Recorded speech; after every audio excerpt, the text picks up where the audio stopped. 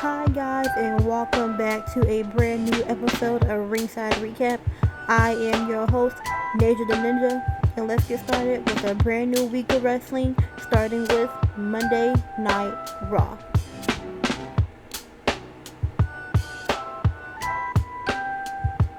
So guys, welcome back to the show, and this weekend has been a crazy weekend for wrestling fans.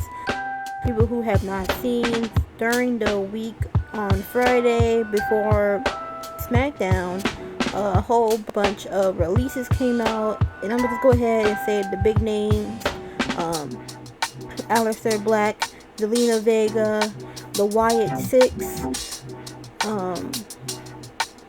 Kairi Sane. Those are just to name a few people, but we had a good handful of people that was gone, and everybody is still not happy with it. I think everybody is trying to do the R-Truth movement like they did for R-Truth, trying to get Kairi back, because Kairi has been on television for like months now with Asuka being this partner in crime to Asuka, and now they just got rid of her, and it makes me curious of how they're going to play this out with Asuka now since Kairi is gone. So I don't expect them to show her tonight, or probably for the rest of the week, probably till they figure out what they're going to do with Asuka, or they're going to make her back to a singles competitor, or they're gonna give her to somebody else. I can see her partnering up with Io now, or her and Io gonna have a feud, and they're gonna make it somewhere around Kairi leaving, in a way. And that's basically it for that.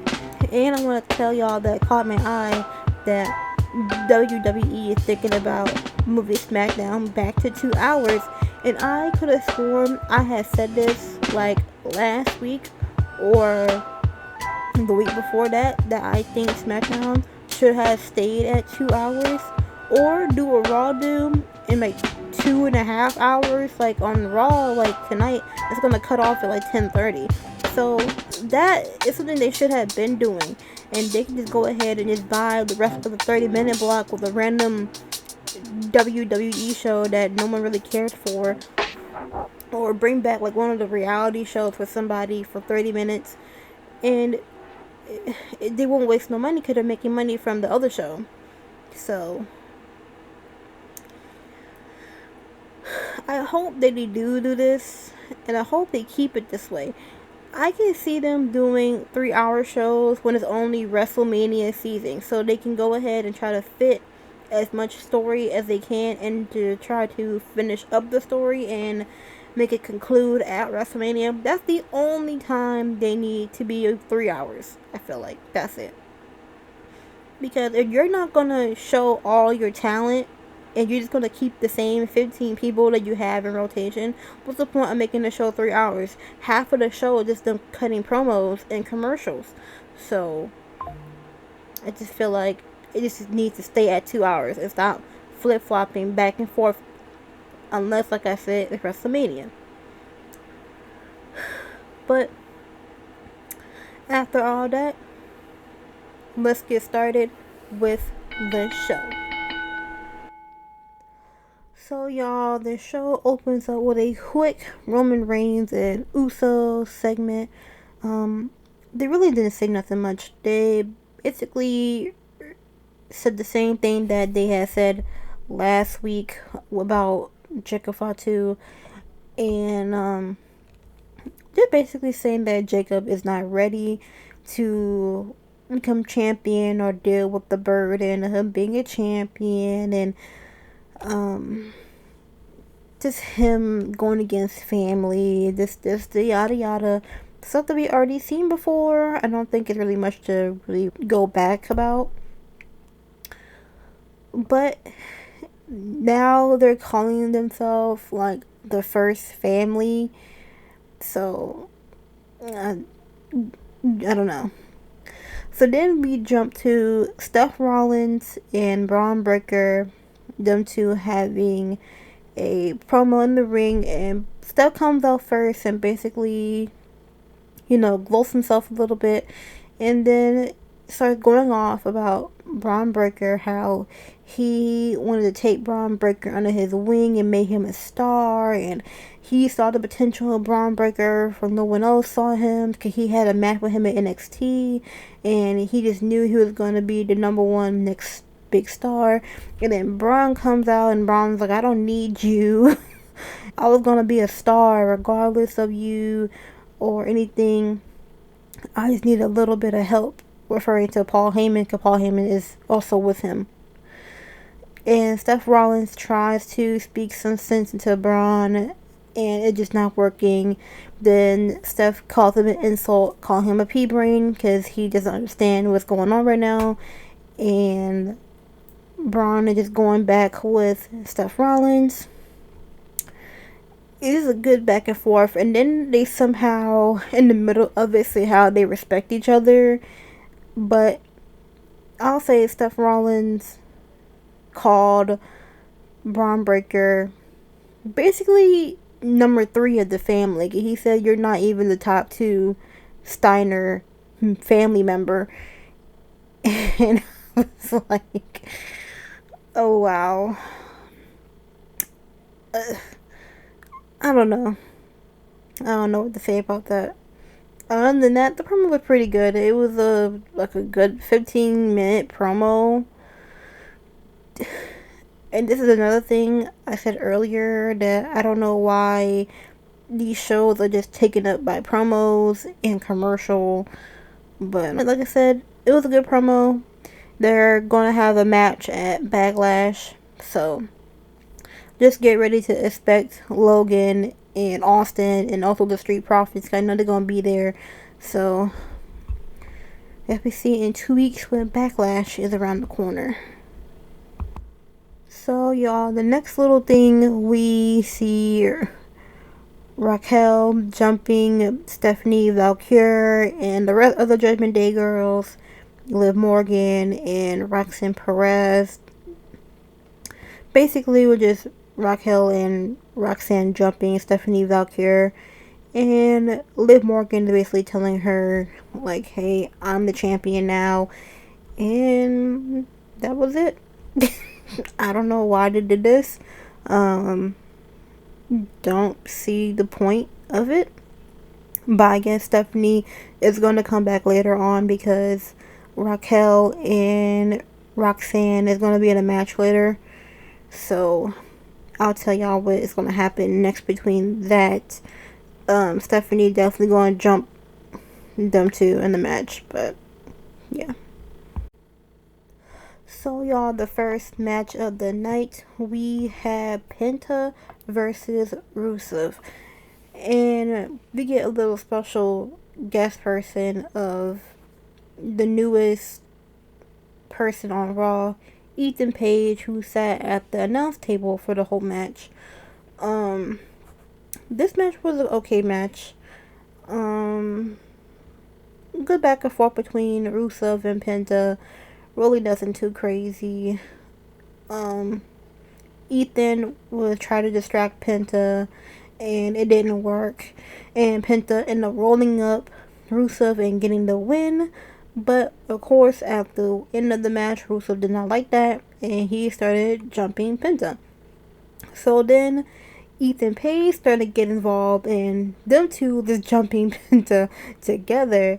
And then you get the young OG Javon Evans come out, and he tries to help Penta, and it worked. It was successful. They both fended off Rusev and Ethan Page.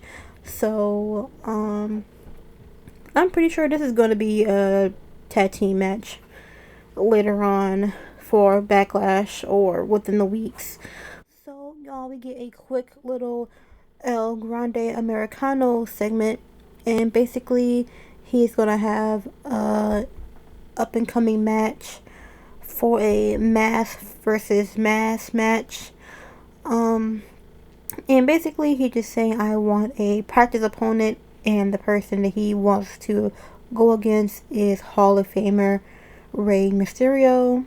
later on in the show. I feel like it might be an okay match. I feel like it'll be okay.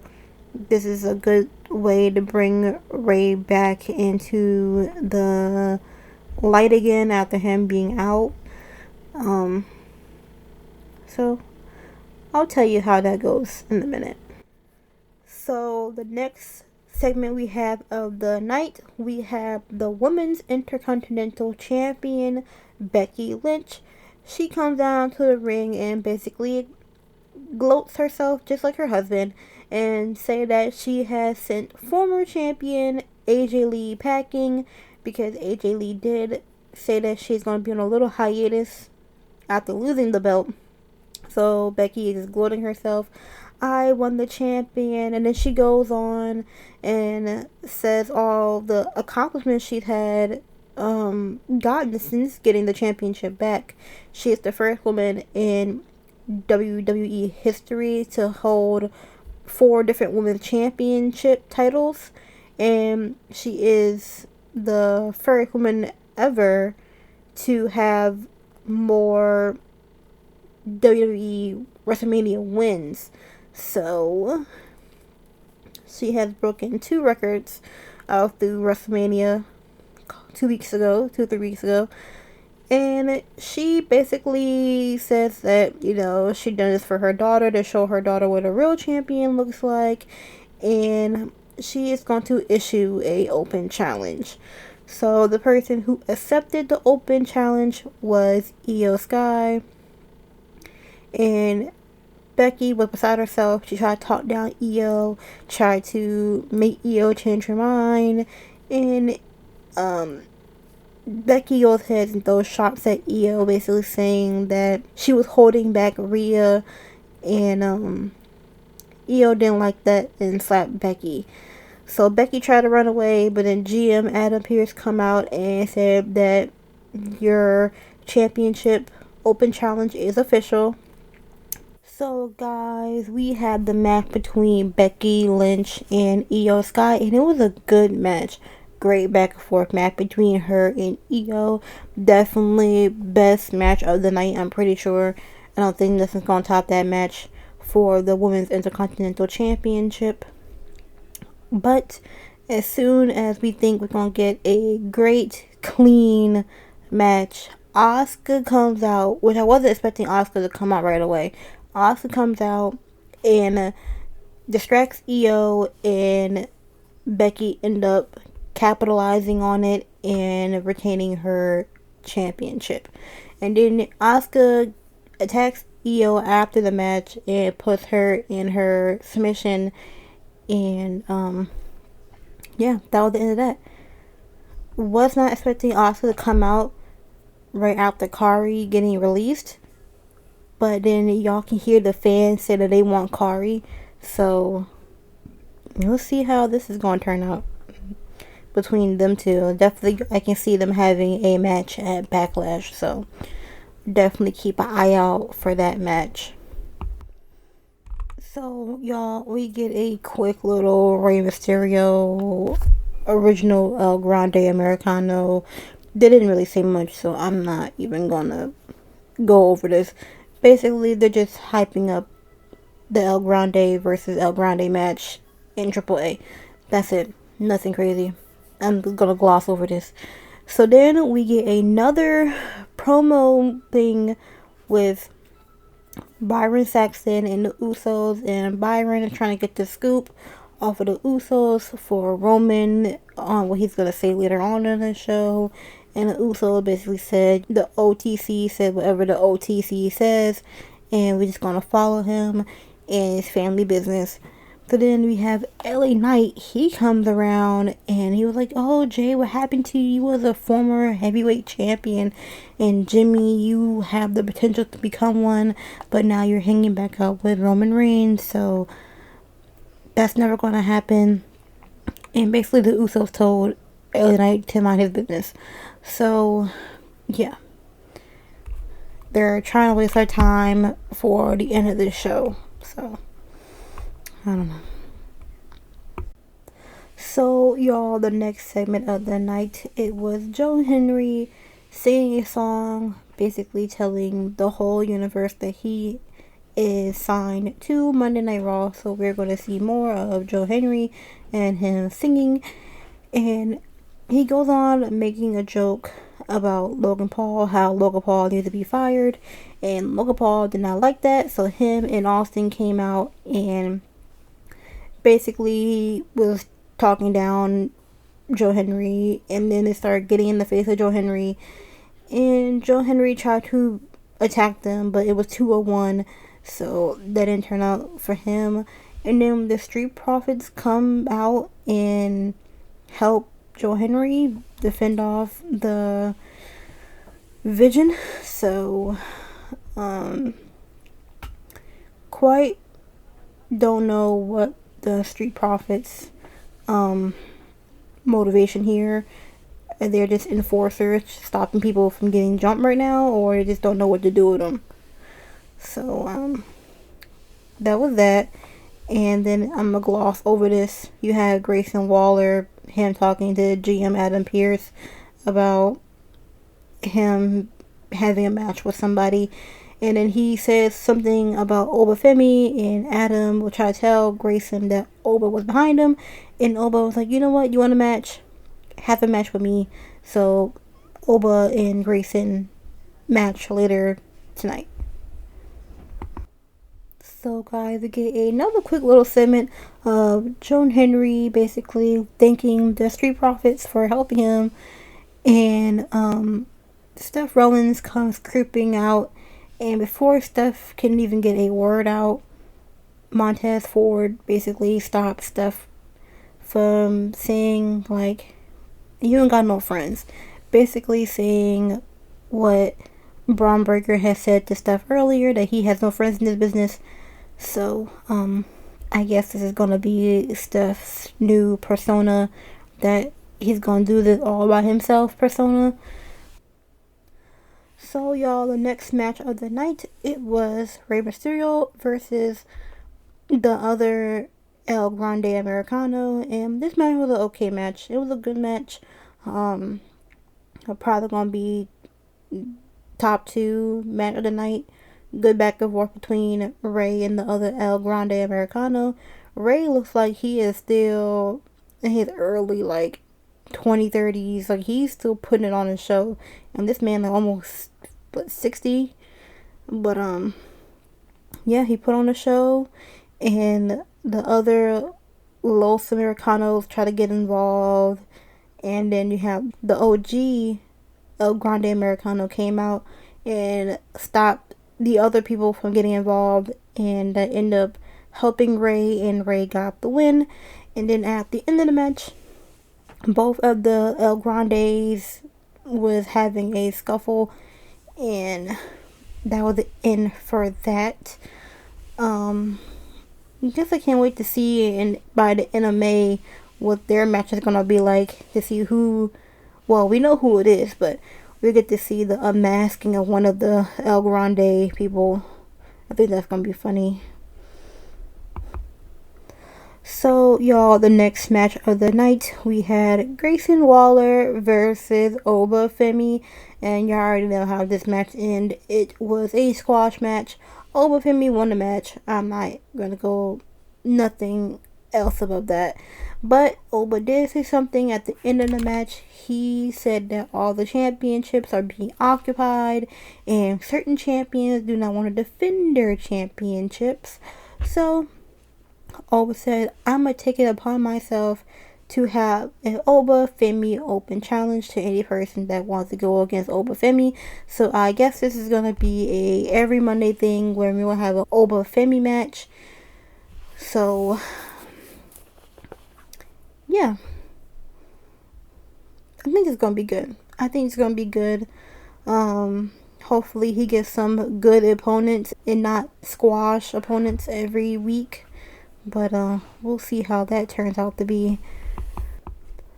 So, y'all, we get a quick little Judgment Day ladies segment, and it basically Liv, Raquel, Roxanne, them getting ready for the tag team match later on in a couple minutes. And Basically, Liv and Roxanne had this little side conversation. Basically, how Liv is saying that Finn Balor introduced Roxanne to the group, and Finn Balor got kicked out. And and I think Liv is trying to secretly kick out Roxanne, and Liv is just plain dumb, trying to act like she likes Roxanne, but she doesn't. So, that was that. So then Finn Balor ended up sneaking into the Judgment Day club and basically tells Roxanne, don't trust no one in there. And Roxanne was like, okay, but why should I not trust anyone else and also not trust you? And Finn was like, you know what? Do what you gotta do, but don't trust them. So, I don't know why she's even in this group. I think she should have been a singles competitor when she got caught up from NXT. But, I don't know. We'll see how it plays out. So, y'all, the last match of the night, it was the Judgment Day ladies versus Lyra and Bayley. And this match was a typical women's tag team match. Nothing to go crazy for. So, I'm going to just gloss over this match as well. Morgan tried to get involved, and her getting involved ended up helping Roxanne and Raquel pick up the win against Lyra and Bayley. And that was it with that match. Okay, y'all, the last segment of the night, we had Roman Reigns, and he basically starts gloating himself, saying that he is the tribal chief, he is the OTC, and Texas love him. The whole show was in Texas, by the way. And how he runs the business, and how good of a champion he is, and how he brought prestige back to the championship, and he, just running the whole show. So he goes on to say about Jacob, how Jacob is not ready, and this, that, the third. So then Jacob comes out and basically says, look, Roman, since you and the Usos on TV for the past 4 years running the show, I have been fighting and clawing and to get to the top, and you three didn't call me, didn't offer me nothing, but Solo Sikoa did. And Roman's like, what are you talking about? You're delusional. Solo couldn't even order a cup of coffee for himself if he wanted to. And eventually I would have did it, but things get crazy around here. And Jacob did not like that, and Jacob ended up putting like a choke on Roman. Some type of like vice grip on his throat. I don't know what they called it, but basically a form of a choke. So then basically Jacob Fatu almost chokes out Roman, and Roman was like, you know what, Jacob, you want a match at Backlash? You got it. It's gonna be him versus Jacob at Backlash. So and that was the end of the show. I'm gonna give this show, I'm gonna give it a good 7. Like I said, it could have been better, but it wasn't bad neither. So, yeah. I'm very curious of how they're going to play this now with Roman and the Usos and them. Because now I can definitely see Solo Sikoa and them helping Jacob, or trying to get involved with helping Jacob getting that championship. I don't see Jacob becoming the champion at Backlash. I don't see that at all. But I do see him getting close of winning it, and somehow, it just slipped through his fingers. And I know I just saw they already confirmed a couple matches that's going to be at Backlash in the next 2 weeks. I believe they say May 9th.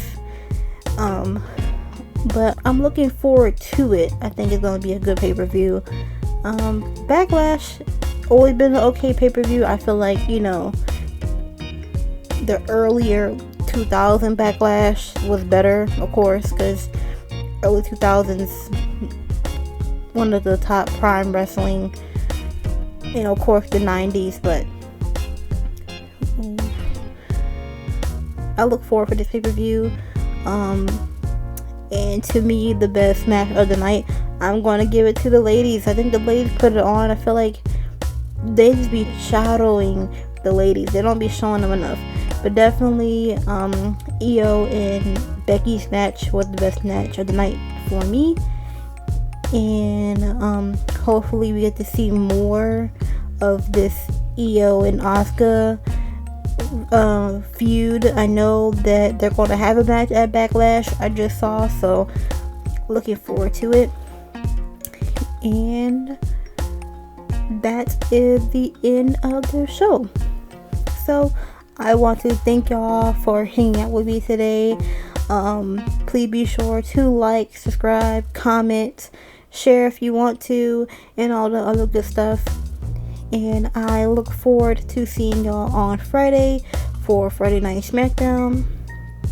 So, after all that, y'all love one another, be blessed, and mental health matters. Bye.